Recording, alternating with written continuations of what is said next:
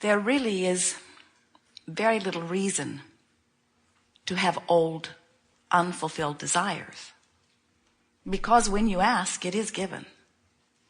So you are supposed to have continuing new desires. This leading edge place where you stand insists on that. Your desires are continually amended at all levels of your being without your even trying.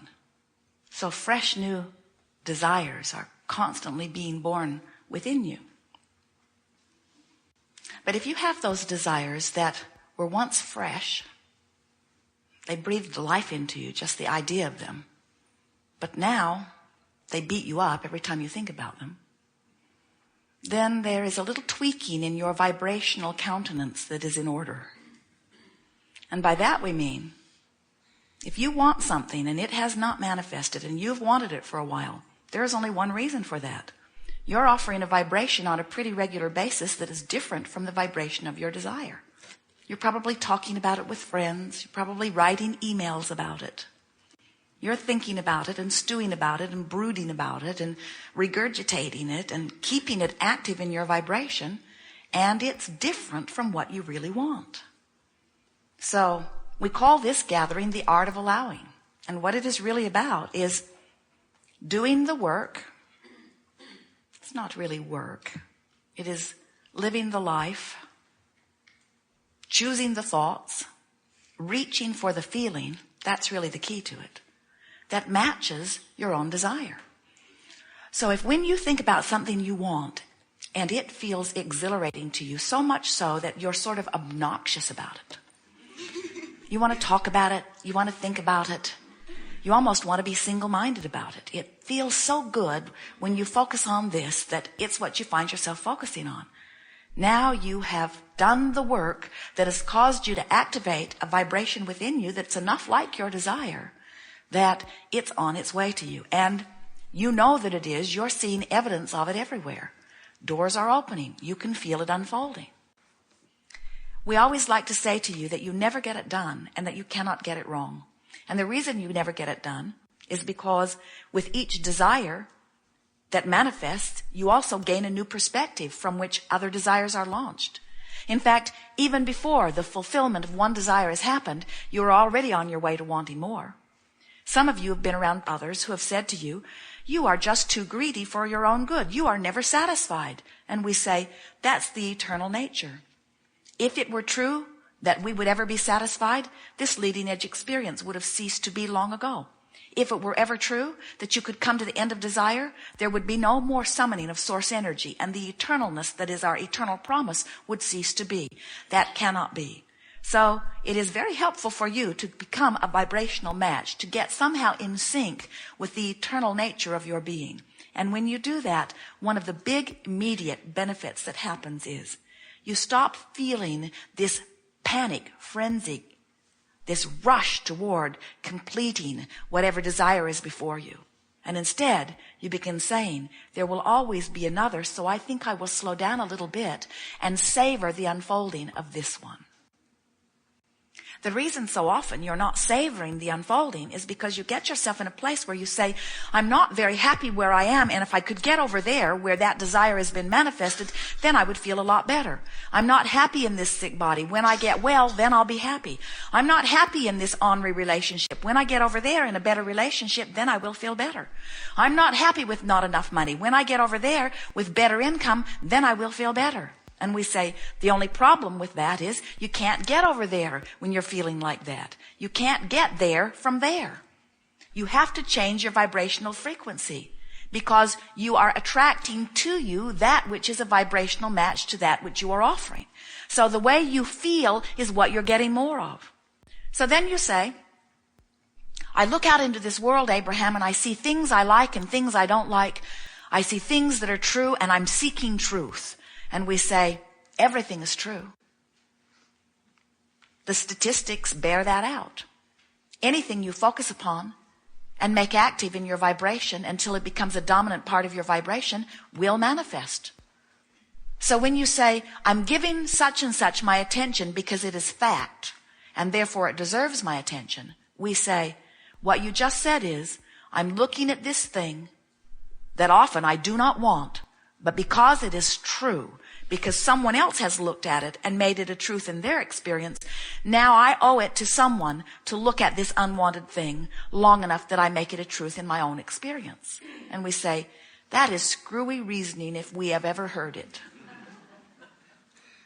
You live in a universe that is attraction-based. Everything is about inclusion. So when you see something that you really want and you say yes to it, you include it in your vibration. But when you see something that you really do not want and you say no to it, you include it in your vibration. Because in this universe, there is no such thing as no, because this is not a universe based on the language that comes from your mouth and tongue. This is a universe that is based upon the vibration that comes from your being. And you can't always hear the vibration, but you can always feel it. You would not look at the gas gauge on your vehicle and see it reading empty and find that so troubling that you just stick a happy face sticker over it.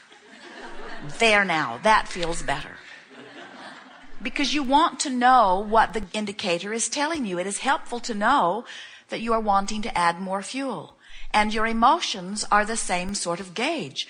When you are full of yourself, you feel wonderful. As you begin to empty out a little bit or pinch off by choosing vibrational frequencies that are not in alignment with who you are, it's good to know it. And so sometimes you see people, sometimes you do it yourself, where you smile a smile to try to cover how you are feeling, or you say words that sound good.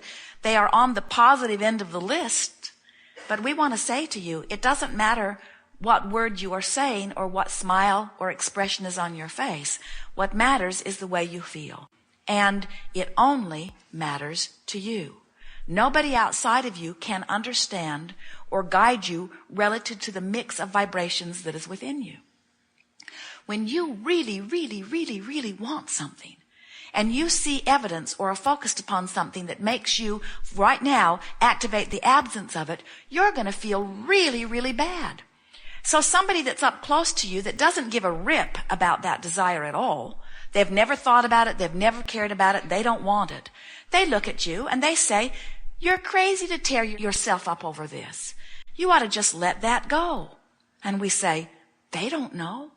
They don't know how many nights you've laid awake thinking about this. They don't know how much data you've collected. They don't know how active this desire is within you. They don't know how important it is. They can't guide you. They can't tell you it's not important when it is. Only you know, you see.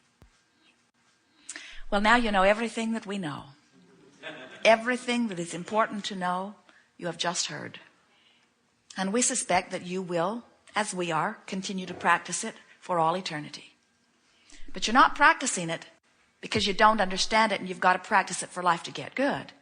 You just keep practicing it and refining it because this is the way the universe expands. This is the way joy expresses itself. We never get it done and we cannot get it wrong. And the reason we cannot get it done is because every time we achieve something, we get a new set of desires. And the reason you cannot get it wrong is because you never get it done. Even if you're standing in a place that feels really wrong, your marriage is hateful, or your body is sick, or your finances stink. You didn't get it wrong because it isn't done. Because from wherever you stand, new desire is being born. And as you reach for the best feeling thought that you have access to, you're going to have vibrational movement. And as you have vibrational movement, it is our promise to you that all things of heaven and earth, all things of manifestational form, all fairies of the universe, all orchestrators of the universe, all assistants of all of that will come to you. If you have the ability to desire it, the universe has the ability to deliver it. You just got to line up with what you want, which means be as happy as you can be, as often as you can be there, and let everything else take care of itself. If we were standing in your physical shoes, we would have a few items on our things to do today list. And the first item would be, I'm going to do as many things as I can that make me personally feel good. So if you've got a long list of things that other people are demanding from you, other responsibilities, do as many of them as you can too. We know that it's important to you to meet your commitments. But just make it a priority to put more of the things that are pleasing to you. If we were your mother, and in a sense we are, we would be soothing you every step along the way. When you say, I was bad, we would say, on the contrary, you are good. If you said, I cannot do this, we would say, yes, you can, and in time you will. If you said, I don't know where to go, we would say, you'll figure it out. If you were to say, things aren't going well for me, we would say, they are supposed to, things will get better. In other words, we would be there. In fact, we are there, soothing you every step along the way. And the reason that we are putting it into these terms is because we want you, just for a week or so, that's all it would take for you to get the hang of this. We want you to think in terms of reaching for thoughts that give you relief. Which means beating the drum, thinking the thought that is making the best of it. Do you ever find yourself making the worst of something? Yes, you do. And the reason you do that is because at many levels of your being, you know things are supposed to go well. And when they're not going well, there's a part of you that wants to explain to somebody what's gone wrong. And so you tend to want to justify why things aren't going well in order to explain to somebody why you're not feeling the way you innately know you should feel. And we want you to understand you don't have to explain anything to anybody. You're supposed to feel good. That is a given. You never again have to explain that to anybody. You are supposed to feel good. But please do not ask those outside of you to change their behavior in order for you to feel good. Except while you are here today, that it's an inside job, that you have to make you feel good. And when you decide that it's up to you, you will let everybody else off the hook, and they'll like you better for it. Most importantly, you will let yourself off the hook. It's a big thing. So somebody says, how's it going? And you say, great, but you've got a happy face sticker on the gas gauge. Great. And what you're feeling is it's not going all that well. And then you say, as you feel that negative emotion, because they've reminded you that you're not where you yet want to be, then you say, things are getting better for me. I'm finding my way. I'm figuring out as I go. I'm having a good time doing it. Evidence everywhere. Can you feel the trend of that? In other words, we want you to take the role of your own mentor and say, I'm going to talk the well-being up by talking the resistance down. And I'm going to do it by reaching for thoughts that give me relief. And now we want to say to you something that you probably don't realize. There is relief in every emotion, no matter how supreme the emotion feels. Because there is no limit to our ability to expand and to our ability to experience and to our ability to express joy. In other words, once you get on the roll of this, you're going to discover new levels of supreme joy beyond your right now comprehension. But it is our promise to you that it will continue to expand. Now, is there anything that you would like to talk about, or have we soothed it all? Some things. Good. We are eager to visit with you. It will unfold very comfortably. If we do not call on you, don't fret, because we can feel and hear your question, and we will answer it whether you sit in the chair or not. Those that we will call to come forward will be like spokespeople who we feel are the best ones to express what's on your mind. And so it is our promise to you that nothing will go unattended. Everything will be answered fully.